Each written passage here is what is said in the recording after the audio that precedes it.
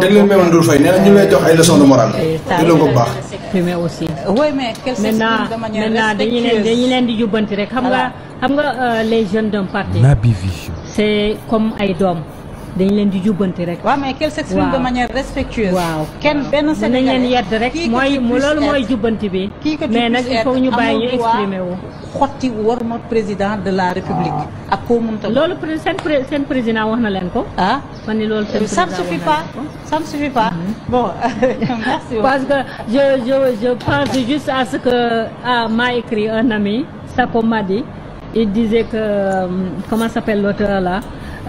Je ne suis pas d'accord avec ce que tu dis, mais je vais me battre pour que tu puisses le dire. Voilà, c'est la démocratie. dañ koy jàng parce que ñun bi ñu nekkee ci ànd c'était comme ça ñun dañ doon révolté wu on n'était pas d'accord ceci cela après Cheikh def ñu dalal jàngal ñu débat d'idée jàngal ñu révolte débat d'idée nga am sa frustration nga exprimer ko mais saaga président de la république kenn waru ko permettre seen leader jubbanti na voilà kenn waru ko permettre kenn te ku ko def yoon daa war a daanu président Ousmane Sonko taxaw na démb jubbanti leen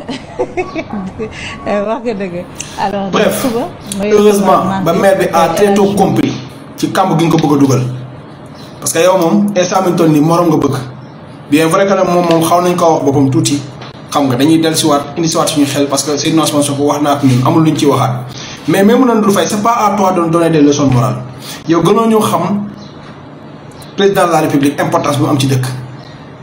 gënoo ñu xam te instant nit dañ ko ñun doomu aadama lañ respecté doomu aadama bu baax dañ koy respecté ñun son excellence Bassirou Diomaye Diakhar Faye ñoo la gën a respecté fuuf parce que ñoo la gën a xam ndax ba ngeen taxay di gën a xalab ñun ñoo leen sankoon ba mu set ñu teg leen parce que xamoon nañ leen ndax war nañ ñu loo xam ne yéen war nañu ko woon ak seen président bi fi jóge woon nañu ko. Naby Vision.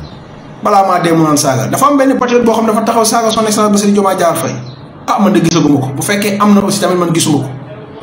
patriote yi nag am nañu droit fal seen président gis nit koo xam ne tey démb dafa taxawoon tey di ŋaññi wala di wax loo xam tey sam dara neexu leen ci woon ñu wëlbatiku ne ñoom bëgguñ ko. affaire de parti politique affaire leneen ñun sóoraaletuñ loolu de ñun xam la leen wax ñun Sénégal bu jub la ñu bëgg képp ku fi jox ay poste de responsabilité bu ñu xamee ne carrément yow am na démb looloon def loo xam ne tey samtu nii waroon nekk un bon exemple duñ la bàyyi nga fay toog danañ ko taxaw dénoncé ko te incha allah rabbi ñun amul kenn ku ñu mën a noppiloo ñuy wax ay parti Pastef ak ay gouvernement ay son excellence Bassirou Diomaye Diakhar Faye rek ñoo la ko gën a respecté fuuf teg xam nañ faire la différence entre un président parti Pastef ak ki nga xam ne moo nekk premier ministre du Sénégal wàññi sa balbal nga nekkee seetaan nga trop mais mun dul fay. salaamaaleykum wa rahmatullah waa Sénégal maa ngi leen di nuyu di leen ziar di wax jërëjëf président Ousmane Sonko jaarama président Bassirou Diomaye Diakhar Faye di wax rek si ndaw si gis naa ko may mën a Ndour dalal ko muy wax di teg nee na dañ koy sosal quoi man la moo tax yéen ngeen mën a kàcc te ñeme yàlla ay soi-disant intellectuel xaw ma nan nañ ko mën a ay douleur kese yow say vidéo ne teew tegu ci internet bi li nga bind na teew tegu fi nga ne dañ lay sosal ci ban façon sosal. Naby Vision. yow yaa fi taxaw wax li nga wax ñëpp teg seen bët li nga bind ñëpp teg seen bët li nga wax ñëpp dégg ko nga ko ci président Bassirou Diomaye président Ousmane Sonko wax ko ci patriote yi wax ko ci xeex bi ñu doon xeex pour ñu mën a jot ci réew mi tey nga taxaw fii nga ne dañ lay sosal boo nga dëgg bu la neexee nga ne dañ lay sosal bu la neexee nga ne dañ lay sosal mais gis nga ñun du ñu arrière du ñu teggi suñu tànk dara fa tan ay nii déedéet xalaatuñ ko ci àdduna gis nga ñii dañ leen a fal ba pare ànd ak pare pour ànd ak ñoom nag bu ñu gisee naka su du noonu danañ leen ko wax ba pare wëlbati ko àndaat ak ñoom président Ousmane Sonko li mu ñu wax dégg nañ ko te danañ ko topp mais du tax ñu arrière yoota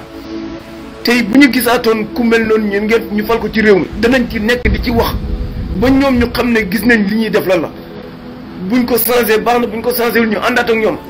te xam ne di leen wan ne ñu ngi leen di marqué ay points quoi moo xam négatif la moo xam positif la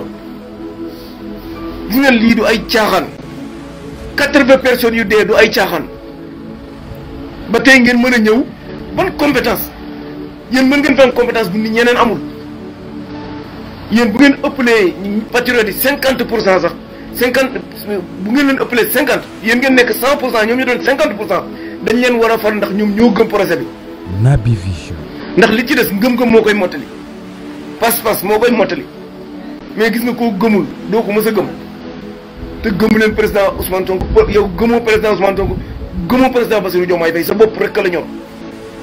problème ethnie lu la nga ci wax fii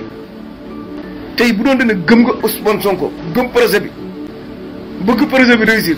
li ngay def mooy nga démissionner immédiatement ci ni mu gën a gaawee nag ñu xam ne li nga wax dëgg la mais xalaatoo ko sa àdduna ndax sa bopp rek la ñor ndax bi ngeen nekk ci Macky Sall da ngeen doon fenn ñu xam ne da ngeen di fenn mais comme seen poche ngi diis lu ngeen mën di fenn amul problème li métti si xol mooy da ngeen di fenn ñun ñu xam ne da ngeen di fenn yéen ngeen xam ne da ngeen di fenn ñun ñu xam ne yéen da ngeen di fenn te réewul da ngeen di continuer di ñu jéem a mentir di ñu jéem a fenn ñun nag dañ leen koy rokkos ba mu saf-saf gi ngeen réew mi ca kaw ba ca suuf ñun ñëpp ñoo fi ne képp yam amul dara lu ñuy complexe pour wax ko kenn ci lenn nag ku fi def naka su lu noonu danañ la ko wax ca kaw ba ci suuf nag parce que dañoo xeex ba jot ci réew mi du ñàkk ku jiitu nag mooy boo jiitoo boo rajaat dañ la koy wax Seydina Omar moo leen gën téeméeri junni yoon moo leen gën seen lu nekk moom moo taxaw mu ne bu ma juumee da ngeen ma juuman ñu ne ko boo juumee waxuma la juum waaye suñu jaas yi moo koy lijjanti. Naby Vision. kon ana ñeneen fii nii ku fi nekkul ci dëgg danañ la ko wax ak koo mënti doon ñun ragaluñ ku dul yàlla fekk yéen a ngi tegu ci yoon ñu ngi ànd ak yéen ngeen jàdd yoon ñu wax leen jàdd ngeen yoon bu ngeen paree pour teguwaat ci yoon bi ñu ànd ak yéen ngeen pare pour jàdd yoon bi nag ñu jëflante ko ak yéen ak ku mënti doon malheureusement président Ousmane Sonko dégg nañu te xam na liñ ko wax xam na li moom xam na li xew te moom xam na ne ñoom def nañu erreur alhamdulilah loolu dong ñu si ñoroon ñu xam ne ñi ngi tegu ci yoon boo xam ne du noonu bu ëllëgee balaa ñuy defaat leneen dañ ko xool balaa ñoo falaat keneen danañ ko xool saa yi fii lañ doon nekk nit ñi di dee ñu ne di taxawaalu waxu ci dara loo xamante ni lu bon ak lu ñaaw tey ñu bëgg a taxaw fii noonu dañuy falu fii comme ça ku fi falu danañ la ko wax ba nga xam ne nii bis boo fayu koo weer yow da nga xilaat nooy lekkee xaalis bii nii ñàkk jom boo doon keneen démissionné nga bu yàgg sa kanam gu ragalu sa kanam gu raglu gi. Ousmane Sonko ou le nouveau leadership africain. Nous avons tous vu la réponse du Premier ministre sénégalais Ousmane Sonko au discours paternaliste et condescendant du président Emmanuel Macron vis-à-vis des Africains. Et le message, il est très clair. C'est qu'il y a un vent nouveau qui souffle sur le continent africain. Naby Vision. Il y a un vent nouveau qui souffle au Sénégal.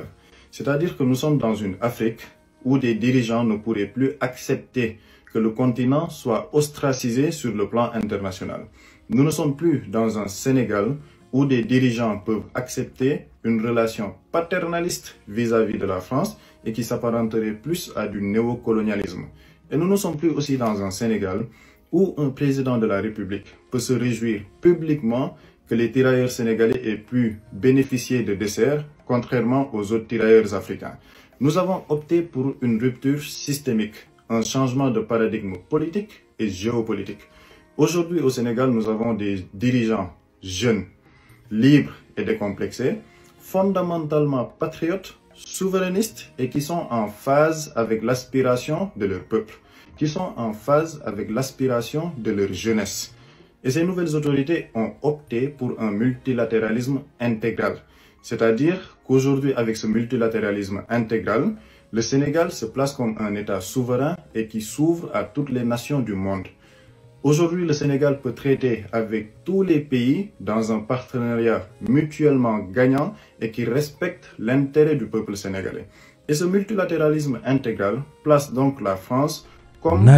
étant un partenaire du Sénégal, comme peuvent l'être tous les autres pays qui peuvent apporter leur plus-value à nos différentes politiques publiques qui seront érigées par les autorités dans un partenariat mutuellement gagnant. Donc nous ne sommes plus dans une logique où le Sénégal pourrait être considéré comme le précaré de la France ou encore le précaré d'une quelconque nation. Nous sommes aujourd'hui dans une posture souverainiste qui permet au Sénégal et à nos dirigeants de se concentrer sur l'aspiration du peuple sénégalais et de sa jeunesse, qui est une aspiration légitime de souveraineté, d'indépendance et d'émergence en concordance avec nos réalités et nos croyances et nos coutumes. Donc je pense que le message du Premier ministre Ousmane Sonko va dans ce sens et c'est une réponse pour tous les Sénégalais. C'est une réponse aussi pour tous les peuples africains qui ont toujours revendiqué cette souveraineté du continent. Et je pense que la jeunesse africaine peut être fière d'avoir des dirigeants qui ont pu émerger en toute liberté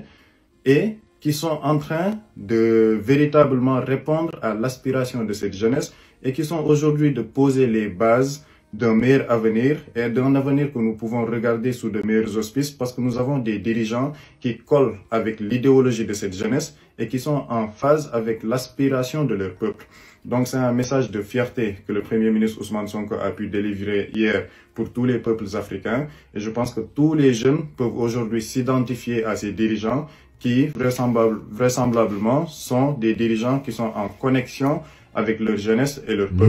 Donc c'est cette petite analyse que nous avions par rapport au message du Premier ministre Ousmane Sonko, en vous donnant rendez-vous pour d'autres vidéos que nous ferons sur cette chaîne pour de nouveaux podcasts.